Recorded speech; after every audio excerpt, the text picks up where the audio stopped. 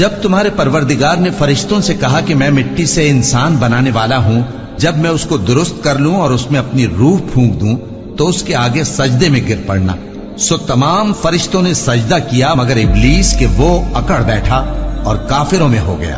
اللہ نے فرمایا کہ اے ابلیس، جس شخص کو میں نے اپنے ہاتھوں سے بنایا اس کے آگے سجدہ کرنے سے تجھے کس چیز نے منع کیا؟ کیا تو غرور میں آ گیا یا اونچے درجے والوں میں تھا؟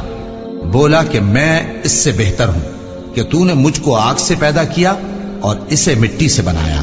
فرمایا بس یہاں سے نکل جا، تو مردود ہے اور تجھ پر قیامت کے دن تک میری لعنت پڑتی رہے گی۔ کہنے لگا کہ میرے پروردگار، اچھا تو مجھے اس روز تک کہ لوگ اٹھائے جائیں مہلت دے۔ فرمایا کہ تجھ کو مہلت دی جاتی ہے اس روز تک جس کا وقت مقرر ہے۔ کہنے لگا کہ مجھے تیری عزت کی قسم، میں ان سب کو بہکاتا رہوں گا